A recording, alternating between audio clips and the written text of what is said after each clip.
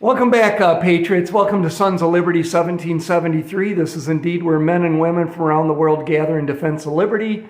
I am your host, Bill Bailey, who will be channeling the patriotism of America's founding fathers, such as George Washington, who on August 23rd, 1776, while addressing the Continental Army just before the Battle of Long Island, said, "The time is now near at hand which most probably determine whether Americans are to be free men or slaves, whether they are to have any property they can call their own, whether their houses and farms are to be pillaged and destroyed and themselves consigned to a state of wretchedness from which no human effort will deliver them. The fate of unborn millions will now depend under God on courage and conduct of this army. Our cruel and unrelenting enemy leaves us only the choice of brave resistance or the most abject submission. We have therefore to resolve to conquer or die." If I just changed or added to this speech and put to make it relevant to our time, on courage and conduct of this mega army, we're up against a tyrannical government, just like George Washington and the Patriots were back at the birth of this nation. And not going to be easy, folks. We're in for a long haul here. I do think we're getting some wins, as slow as they are coming. But remember, George Washington retreated one battle after another because he was losing. He was losing conflicts.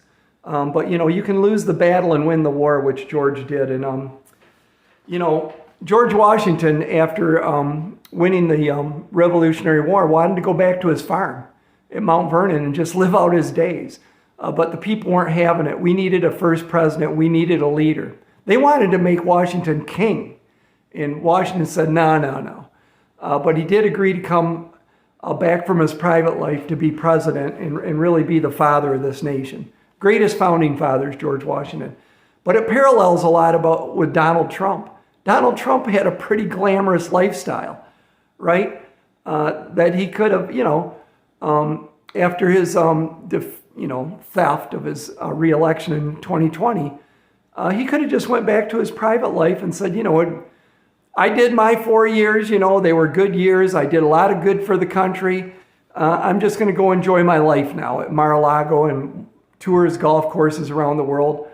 But Trump loves this country like George Washington.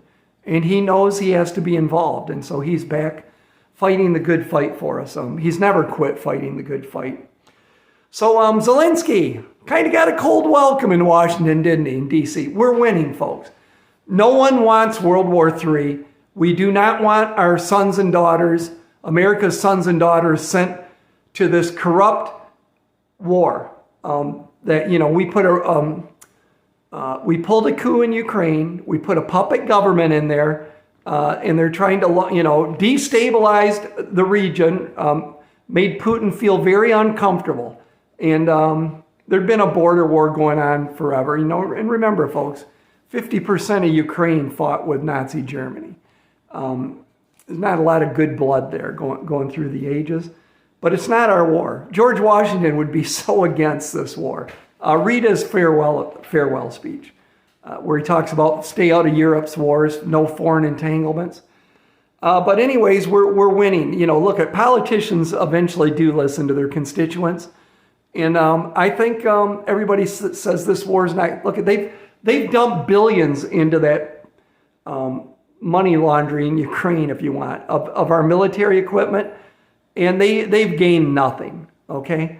And now, Zielinski and the Ukrainians are mouthing off about Poland, who's been their one NATO ally, sending them arms, besides us, I guess. At least in Europe, their closest ally. And what Ukraine's been doing is dumping their wheat in Poland, and it's messing with the farms and it's screwing with their economy to where farmers can't farm. And Poland ain't putting up with it. And they said, no, you can't do that.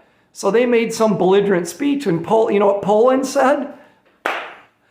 F you, we're not sending you any more arms. So hey, keep praying for peace, okay?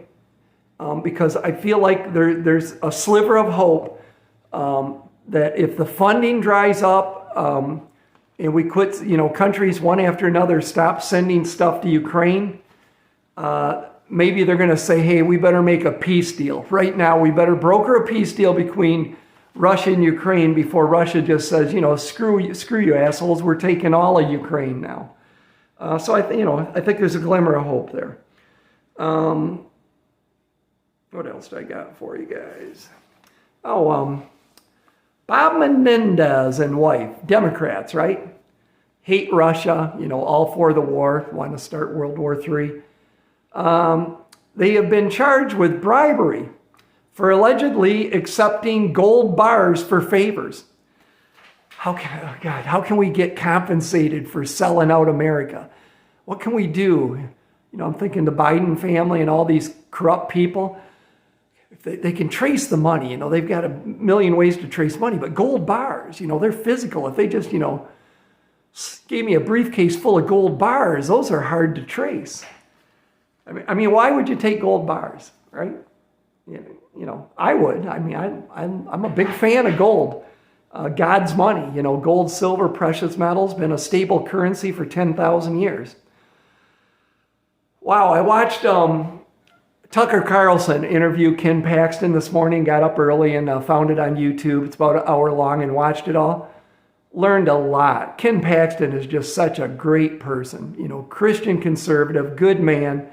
Learned about how criminal the politics are in Texas, how they're this close to turning, think of this, folks, turning the Republic of Texas into a Democrat blue state. There's 65 Democrats in their legislature that if they get 10 Republicans, they can do a lot of stuff.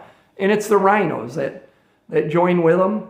But it's been Karl Rove and the Bushies that have been trying to get Paxton. Overwhelmingly won his re-election. A Bushy was running against him.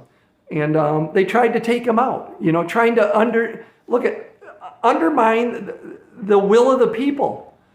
But what was really bizarre that I learned from that interview was Ken Paxton said, that's what he said. He goes, look, and I haven't found anything regarding machines, but as far as mail-in ballots, rampant election fraud.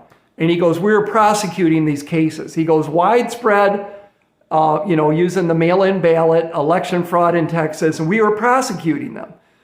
Well, I think it was the legislature and the courts, they went after him, said, no, you can't do that. Now think about this. He's the AG, the chief law enforcement officer of Texas. So they took him to court. And trying to think of what the court is here. I'll make sure I get it right.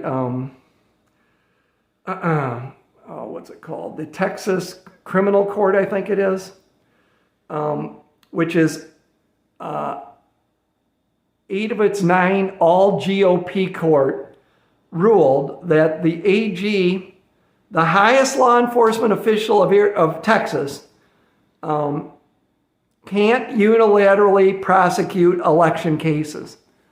So they ruled that the Attorney General, when he sees and gets reports of election fraud, he cannot prosecute them. And they shut him down. Isn't that wild, man? And I was looking for, it's a Texas Court of Criminal Appeals, okay? So the commies are working overtime, folks, to turn Texas blue. That's how broken our country is, right? Ken Paxton said he was prosecuting widespread election fraud in Texas, but he got sued for doing so and ended up in the Texas Court of Criminal Appeals, in which 8 of the 9 GOP elected judges, rhinos, right? Uniparty, progressive pieces of crap, ruled no, you can't prosecute election fraud.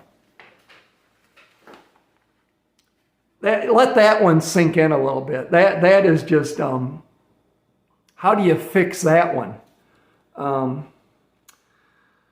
Oh, and I got Renee and I are going over to some friends to help them pull out. They're going to go for a boat ride, help him pull out his dock and shore station, have a dinner. So I got to get going. But why don't we end with Matthew? Because every one of my videos, folks, I'm telling you, you got to keep prepping. China is preparing for kinetic warfare with America. And if things don't change in Ukraine, even though there's a glimmer of light, if things don't change, and I'm not sure they will, this administration's hell-bent to have us in a hot war with Russia in the coming months so they can enact the War Powers Act and try to use it to stay in power. These evil people, Satanists, whatever you want to call them, these godless commies, are willing to burn this country to the ground before they will cede their power. But let's end with Matthew 24:7-8, because I'm always telling you, you got to be prepping. It's really biblical.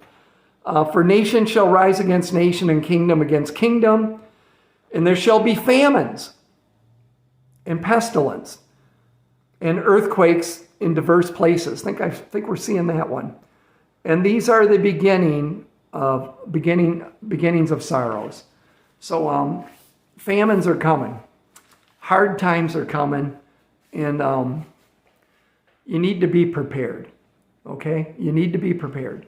Stock up your pantry. I always have the affiliate link for this channel, which please use that link if you're going to buy through My Patriot Supply. It's a special link, and they kick back a couple bucks to this channel. Helps keep the lights on. But fill up your pantry first. Go to Costco, wherever you buy your stuff, and stock up. How much do you need? You can't buy enough. You buy what you can buy, and you just keep adding to it. And then Mike Lindell, as always, mypillow.com. Use promo code SOL1773, SOL1773. Huge sales right now at mypillow.com. And if we're heading into the apocalypse, you might as well get a good night's sleep, right? So that's it, my friends. Keep prepping, keep praying, and love you all. See you in the next video. Bye.